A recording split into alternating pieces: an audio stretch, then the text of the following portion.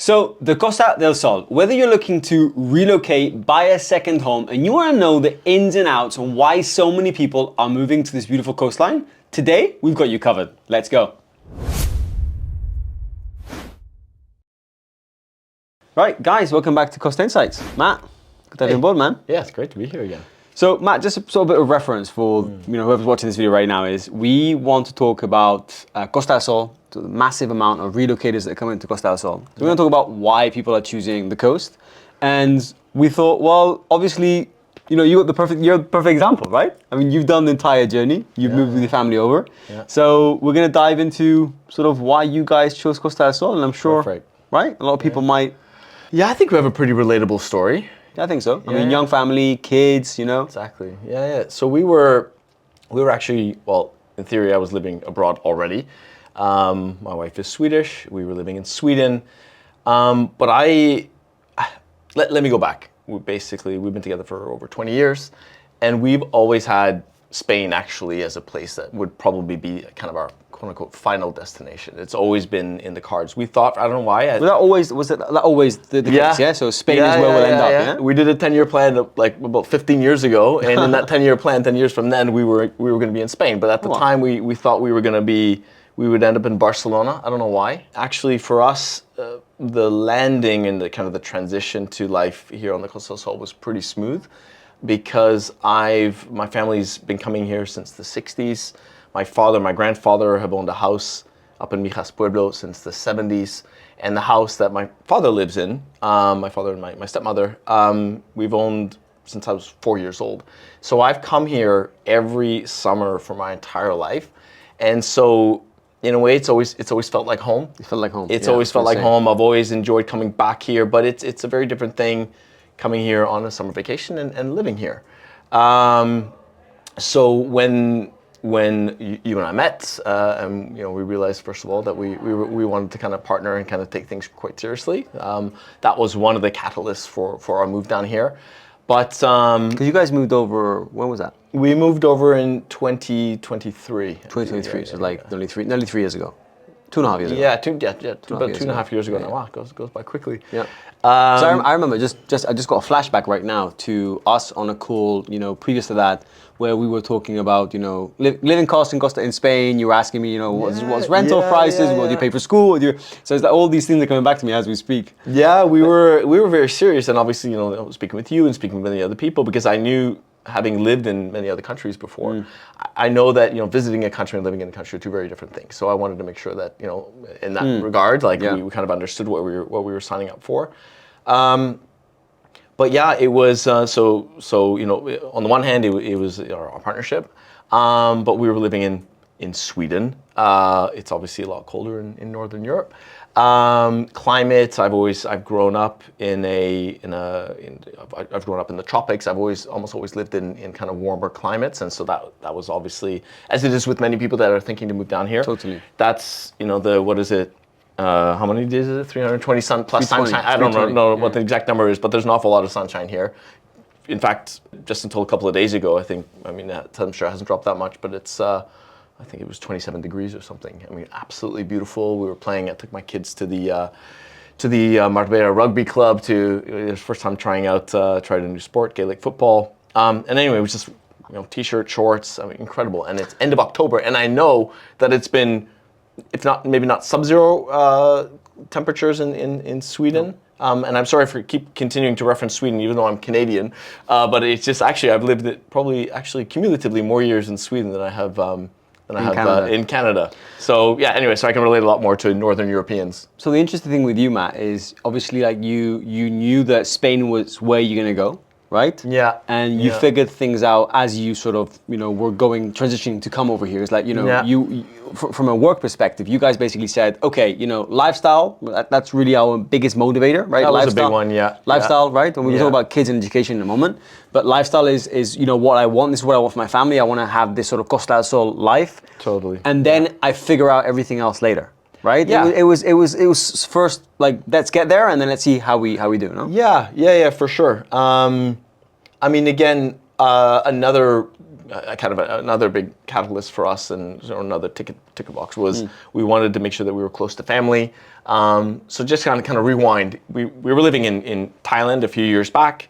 We relocated back to Sweden. You've been around the world. Yeah, we've lived in a few places, but we're here to stay now. We don't want to move again. Moving is quite, it's got its challenges, especially with kids now. It's we don't want them to feel. We want them to feel settled, and so that's why we've chosen the Costa del Sol. With you guys, Matt, you decided, many years ago in your 10-year plan, as you said, that Spain was going to be your ultimate goal. Yeah. Would you say that sort of, for most people, that lifestyle and sort of, the quality of life in Costa del Sol was the main motivator? And what were you after? What was, the exact things that you were looking for in your life in Costa del Sol that motivated you to guys move over here with the young kids? Weather, first and foremost. The climate here is fantastic. It gets nice, and I love the heat. Yeah. It gets nice and hot in the summertime. Some people, it gets so hot in August, so sometimes escape. Some people like to escape the Costa del Sol in August. I love it. Like, the hotter the better. So that you burn me to, maybe not burn me to a crisp, but I really, really enjoy the heat. Having grown up in Nigeria, that's just in me. Also, we live closer to the beach. I'm a total water guy. Throw any water sport at me, and I like it from stand-up paddleboarding to kite surfing, water skiing, you name it. I'll just dive right in. Literally. My kids and I they also like to go, and there are these sort of water-based trampoline parks and obstacle courses, which they'll absolutely love to do. So we live literally a stone's throw from the beach, which I didn't. So even having grown up in Nigeria, I was close to the ocean, but I didn't live on the ocean. Sweden, same thing. We were close, but not on it. Thailand, there's beautiful beaches all around, but it's quite far away. Here we're within 50 meters walk to the beach. It's really, really nice. So that's another one. The outdoor living aspect, the way that sort of everything from just everything is tailored to outdoor living, from the playgrounds, which happen to always have a cafe connected to them, so the parents can sort of hang out at the cafes while the kids are playing. It's really, really well thought through. In fact, I was smiling because as I was driving to work today, I saw this lovely family. I think they were waiting for the bus. It looked like a Spanish family, and they were just kind of huddled together. It looked like they were kissing their kids goodbye to school. The family values in Spain are held really, really high. Yeah. And I love that. And you can just tell that sort of it seeps its way into every aspect of life here. And you'll see kids. I mean, even my kids will sort of be in awe of the fact that other kids are out at playgrounds or at 9, 10 p.m. We still haven't quite gotten there. I think we're slowly inching our way up. My kids are, I think when we first moved here from Sweden, they were going to bed at 7:30. Now, then it was 8, then 8:30. Now it's closer to 9, 9:30. Okay, my kids are getting older, so that also, there's reason for that as well. But definitely there's an element of kind of, the Spanish way of living is we've started to adapt it slowly. And I love the food. I really love, some good tapas, gambas pil, boquerones sin vinagre, all the way through to paellas, guys. I just love Spanish food. My kids and family do too. The culture, the history. We live right next to a castle, which is super cool. Every time I go out, literally, it's like a postcard. It's almost unbelievable that it's there. It's right there, right, literally within a few hundred meters from our house. Ancient one as well. Yeah, it's so beautiful. And I spent a year studying in Granada, and I mean that's another thing is you can be swimming in the ocean in the morning, in some months of the year, and you could be skiing in the Sierra Nevada in the afternoon if you wanted to. That's how close to Sierra Nevada. I'm also I love snowboarding, I like skiing, and the Sierra Nevada is only roughly an hour and a half, hour, 45-minute drive away. It's just what more can you want? I can see Africa from the beach that's just outside my house on clear days. There are the Atlas Mountains, so easy access to the continent that I grew up on. And my family they keep thanking us for being closer to them than we were when we were living in Thailand, because they used to have to travel an awful long way. For my mom, it's a lot closer.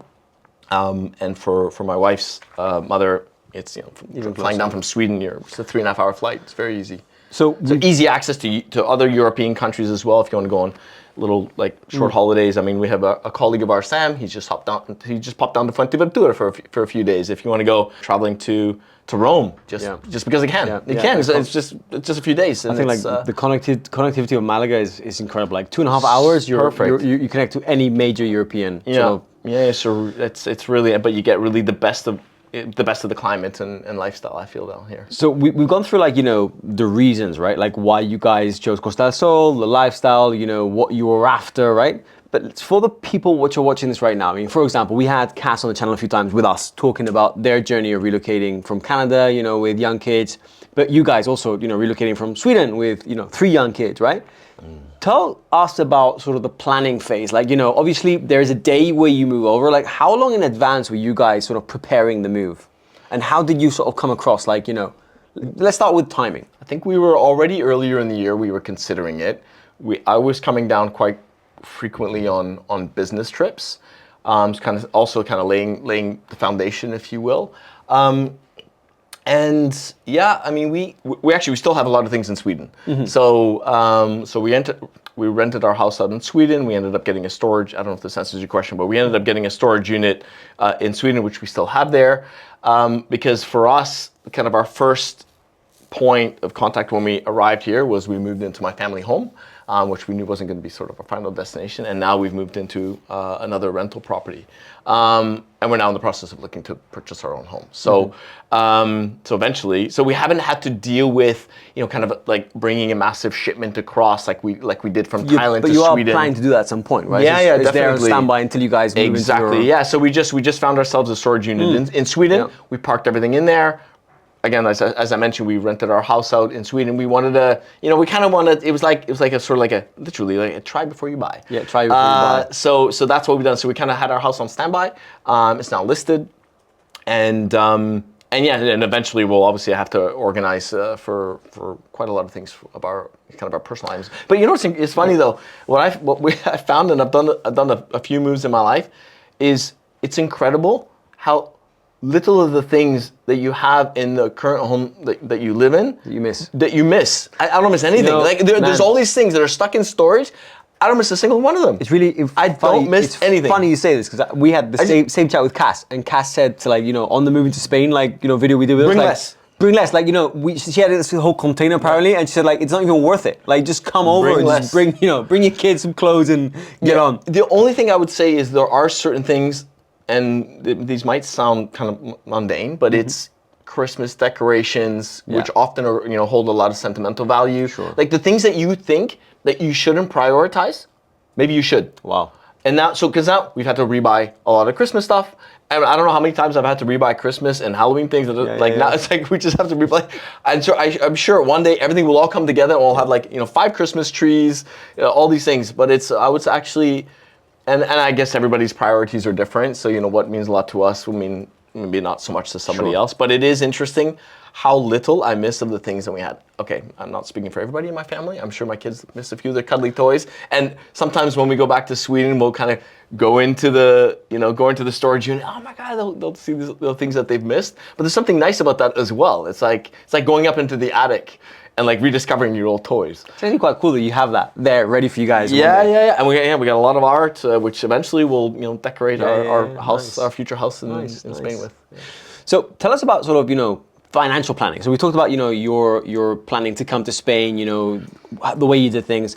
How is it from a financial perspective? Do you guys make sort of a forecast of what life is going to cost in Spain, budgeted? Tell us about that. I mean, I think there's a lot of people with kids, planning to make the move, about to make the move, and are they doing the right thing? I mean, what do you do? Just an Excel sheet and just put in? Is that pretty much it? Yeah, Tell us about it. I mean, you know me. I love a good Excel sheet. Yeah. So I mean, if I can build an Excel sheet for something, I will.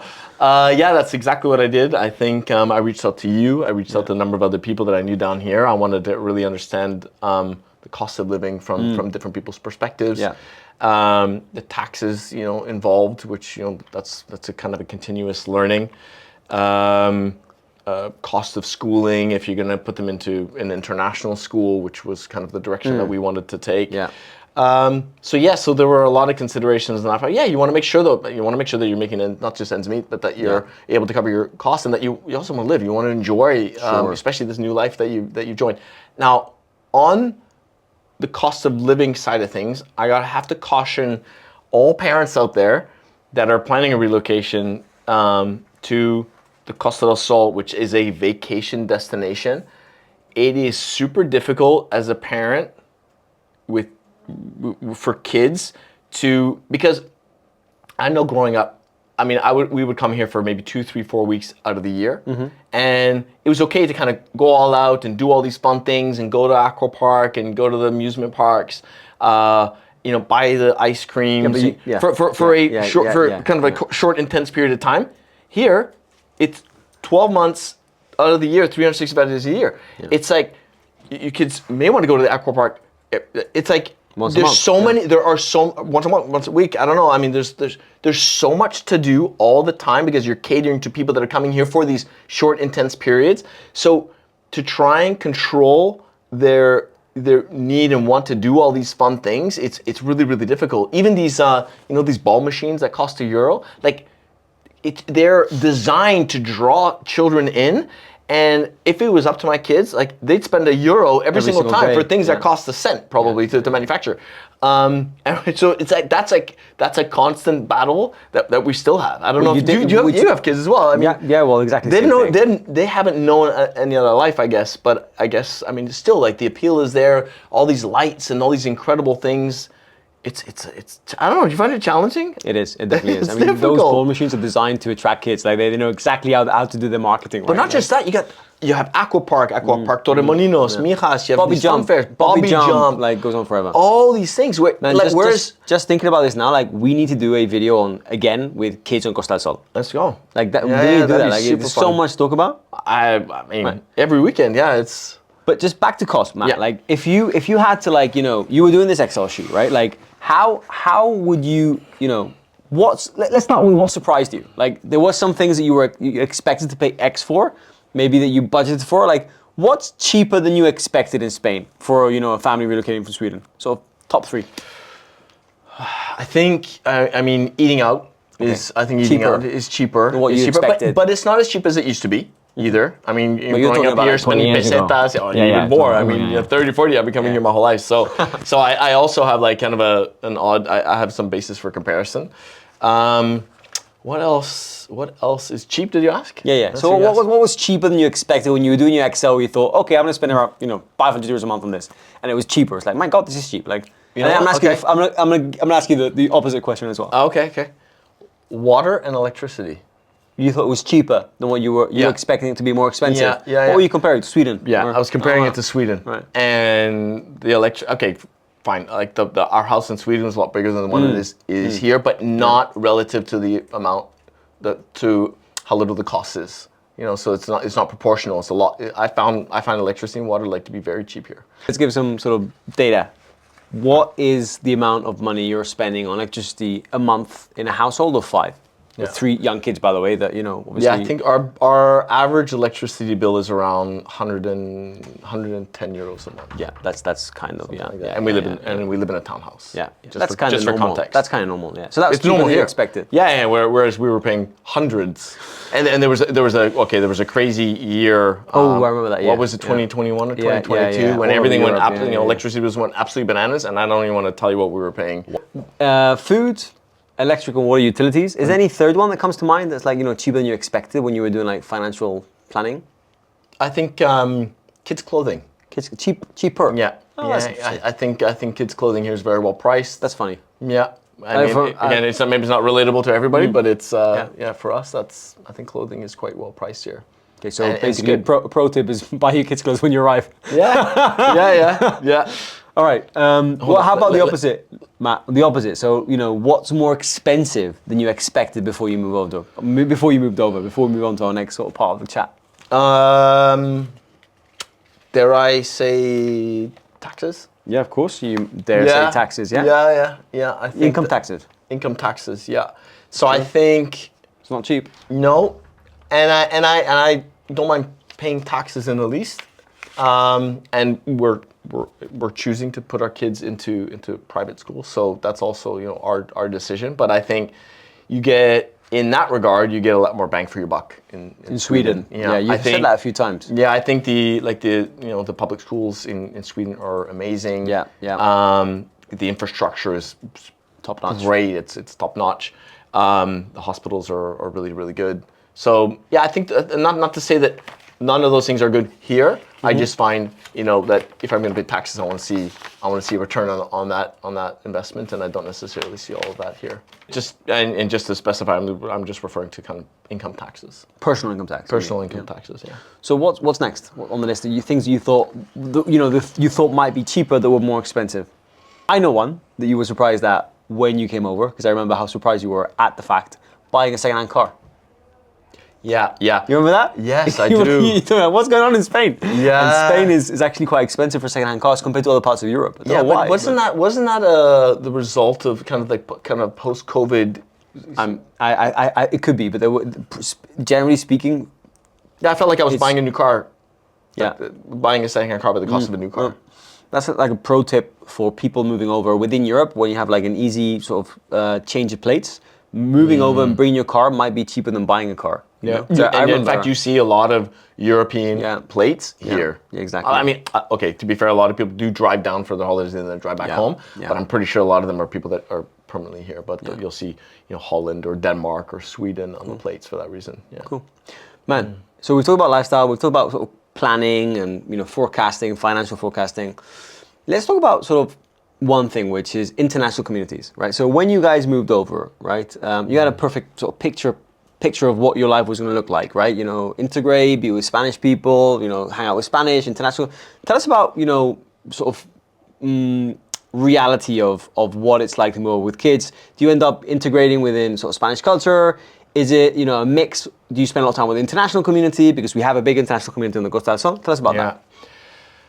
I think it really, so again, because I have kids, so I work all week, and so my life largely revolves around my colleagues and the people that I go to work with. So if you speak with my wife and my kids, I think who you hang out with will be largely dictated by where you put your kids to school. So inevitably, just I don't know about you, but in our case, like we'll hang out with the parents of the kids that our kids are friends with. Yeah. And so because our kids go to international school, we have a tendency to hang around international people. Obviously, so that's one big factor. Obviously, another one is your ability or inability, as the case may be, to speak Spanish. I speak Spanish, so I'm a lot more comfortable kind of going up and speaking with people, and so I have no problem kind of interacting with people. Or if we're in an environment at a let's say kid's birthday party, and there's a mix of kind of all sorts of nationalities rather, I'll mix with everybody. But then if you don't speak Spanish, obviously you're going to be gravitating to people that you're able to communicate more easily with. So I think that those are the two factors: where you put your kids to school. If you have kids, that's going to determine, that's going to determine who you hang out with, your ability to speak Spanish or not. And then also, because in our case, the school that our kids go to, we need to more or less kind of coordinate the after-school activities ourselves. So if you kind of enroll your kids in kind of, local soccer clubs, are they, because you'll have kind of more British, let's say just as an example, you have more international or British football clubs, or you'll have kind of you'll be able to sign your kids up for a Spanish one. So it's really, I think it's largely up to the parents how much or how little you end up integrating with Spaniards in general. But it's kind of about on par with what I expected. It's, again, having lived abroad before, I knew what to expect. And I knew that those elements were the ones were kind of the callus of where how and where the different types of people that you meet and hang out with. Okay. Yeah. So on sort of the international community, let's talk about sort of community, culture, everyday life, right? So one thing is the people you hang around with, but tell us about as expats that move over to Spain, relocate to Spain. Where do you spend your time with the kids? Like, obviously, friends it makes sense that you'll be with friends from school. But when you go out in Fuengirola, you go for a bite. Do you go to typically Spanish places? Do you go to, more international? What's that like? I'm laughing because if you ask any one of my kids, at any point in time what kind of food they want to eat. Just sushi. Sushi. I know, we all know that. It's almost always sushi. In fact, I just had this Congrats, conversation. you moved to Spain to just eat Japanese food. I know. Hey, the sushi's great here, just so you know. And I've been to Japan. No, but it's a mix, really. It's a mix. Do you go tapeo sometimes with the kids? Embrace. They don't like it as much as I do. They don't. No, Right. no, they don't. That being said, they don't Wait, hold on. They like sushi. They don't like tapas. I know, huh? Well, I say that, but hold on. My son loves jamón serrano. Okay, fair enough. Good. Loves a good jamón serrano. He's become Spanish already. Yeah. And my eldest daughter, we were walking around Marbella Center over the weekend. Yeah. And she could have ordered anything from the menu, and her go-to gambas pil pil. Nice. Yeah. Okay, that means that Yeah, I know. She's become Spanish. Yeah. Which, by the way, she ordered, to my great pride, in Spanish, and I can see now, considering none of my kids go to a Spanish school, I was a little bit concerned. So I grew up going to French school, and even though at the French school they offered English language lessons, I know how slow it was for other people. Not the same. It's just not the same as being fully immersed and integrated into the language. You could just tell the French students were not picking up English as fast as they maybe could if they'd gone to a British school or American school, whatever. And then the same way here, I was a little bit concerned about kind of the speed at which they might adopt the language. And now, two and a bit years later, I can see. So I'm able to because I speak Spanish, I'm able to pepper our kind of home life with elements of Spanish, which is great. It doesn't come super naturally within the household, but I try my best, and I can see it coming. And they really and they're very keen. They're keen. They're starting to use it. They're not shy, and that brings great pride. And I think that's going to be super important. And it's going to really make their lives here so much easier. And my wife is also enrolling in Spanish classes as well. Yeah. So what's super interesting is when we just referenced Cass again, they also moved over from Canada. When she moved over with her kids are in Spanish school, and they've taken on it's great to hear that your kids are already learning, passively learning. Yeah. But also for people which are relocating, kids do pick up the language. They pick it up a lot faster than you expect. Yeah. Cass's kids speak really good Spanish now, and actually they translate for the parents. Which is same as my wife, Laura, right? Her parents were also, funny, everyone who surrounded us are relocators, essentially. But my wife's parents moved over here in the 90s. Laura was a 3-4-year-old little girl, picked up Spanish, speaks perfect Spanish. Kids do pick it up. They do pick it up. Yeah, I think as parents, we're all nervous about, the transition from whatever education system you're used to.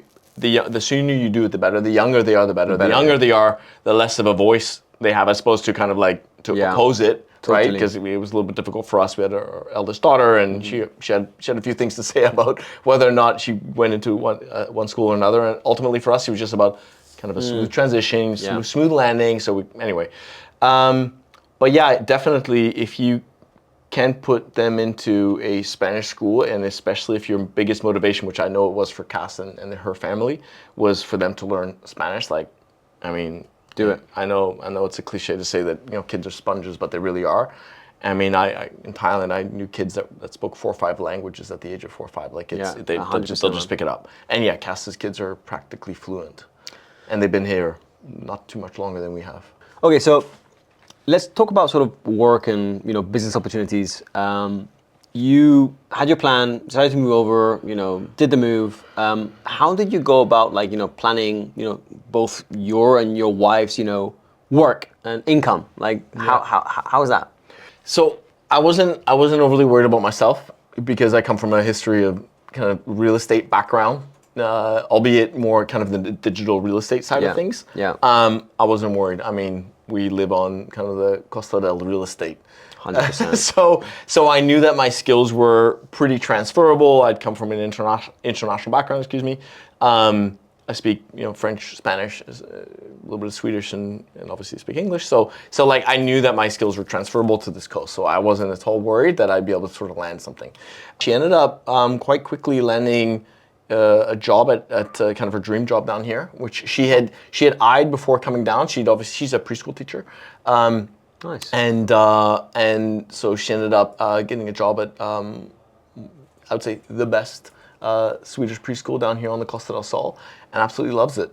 I knew how important it was for her to be working, to have a purpose, like you really kind of drive her. And so yeah, I think we both had very transferable skills, so I wasn't overly worried, and we've always made it work. Like no matter where we've gone, we've always found our feet, we've always landed. We're both very motivated and driven people, and again, we both have quite interesting stories and backgrounds, and we have a wealth of experience. So so anyway, we're all Emma found her dream job. I found this great partnership together with you, and here we are. Happy days. So for the person that's listening to this right now, what's your sort of advice on work? Would you sort of advise them to start contacting people before they move over, or sort of come over and then start? How did Emma do it? What's your advice on that? Yeah, wow. I think it really depends on your personality. I think a lot of people just kind of roll the dice, and they'll just find a way to make it work. Yeah. Because you so badly want the lifestyle that you'll come down here and you'll just kind of hustle, and it is. I mean, it is a kind of a market of entrepreneurs. I think it's a very entrepreneurial driven. And more so in with the recent years with everything that's happening in Malaga, Marbella 2.0 and so on. And not just that, I mean, there's so many opportunities through Facebook groups, through online sites, through places like the pool in Marbella. Like, there are so many opportunities to network that it also depends on where you are in life. Are you fresh out of university? Yeah. Are you in your 40s like myself? Like, where are you in life? I think it really depends on so many different factors. I can't really advise on how somebody else might do it. I quite like knowing what I'm getting myself into. Sure. But I also have an element I'm also a pretty spontaneous guy at the same time. So I'd say I think it's more important to understand what you were asking me before, which is like sort of financially, what are the implications? Also, there's get yourself a good lawyer and figure out are there interesting visa options which from a taxation standpoint might be beneficial to you. Again, depending on your circumstances. Okay, well, I've got a question for you. Like digital nomad visa, or the kind of the Beckham. What's it called? Yeah, the Beckham. No, but the Beckham is not a visa. Beckham is basically. No, what was it? No, what's it called again? It's an income scheme. It's an income scheme. You only pay 20% taxes or something like that. Anyway, there are different options for different people that have different circumstances. So I do think it is worth. That's a piece of advice. I think it's worth, and lawyers are a normal part of everyday life and business in Spain. Like, it's not weird. Like, back home, you only hire a lawyer if you're maybe getting sued or you're planning on suing or something like that. Yeah. Here, it's you hire a lawyer to help you with everything, or accountants for that matter. Bureaucracy and stuff like that. Yeah, but get in touch with somebody, pay them the money. I mean, even though it might seem it could be like a few hundred or maybe up to 1,000 euros, but be well advised before you come, because you could really have a very positive impact on your financial situation for a pretty prolonged period of time if you get yourself set up, properly before you arrive. They might just tell you, no, you just come and you'll just sort of fall into the system, just like everybody else, is. But there might be opportunities for some pretty significant cost savings in the long term. So I think get advised before you come. So financial sort of question for you is, how many months oxygen did you guys sort of rely on? You must come over with savings in order to live for X. What was X? How many months? Yeah, I think it's healthy to sort of always have 6 months. 6 months of reserves, just to be on the safe side. Give yourself a fair chance to give a good stab at the market, and then I suppose you can always go home if things don't work out. So onto real estate. You guys need a place to stay. How did you guys play that card? Yeah. So for us, it was pretty easy. My father kindly gave up his house initially for us to live in, because we didn't. Thing is, again, like I said before, visiting a place and living in a place are two different things. Totally. Yeah. I think as parents, we were our decisions were largely driven by where our kids were going to school. As parents, many of your decisions are driven by convenience. Yeah. You want to be within kind of a short drive, let's say 10, 15 minutes, to everything. School, being able to do groceries, all sorts of things. And for us also, we wanted to be close to our parents. So initially we moved into our family home, and then from there we were able to kind of use that as kind of our soft landing place, and to be able to kind of scout the market. And then we also didn't want to buy before we tried a couple of different places. So, you know, my family home's in Mijas Pueblo. And so we ended up finding a place to rent down in Fuengirola. Location is great. You know, kind of, you step out the door and you have playgrounds all over the place. It's a short drive to school. So again, it ticked all the boxes of the convenience. It was also very nice, close to the beach, which I love. Kids do as well. Beautiful community pool. So while we're renting now, you know, finally, you know, it's the time for us to kind of go out there and shop for our family home. Yeah.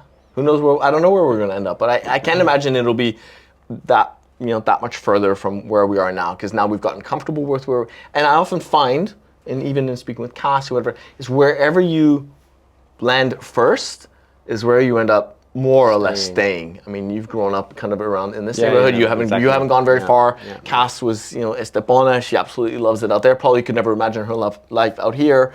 You have Kim. You get used to it. But it's like, so be careful where you choose to land, because you may never leave. Stay there. Yeah.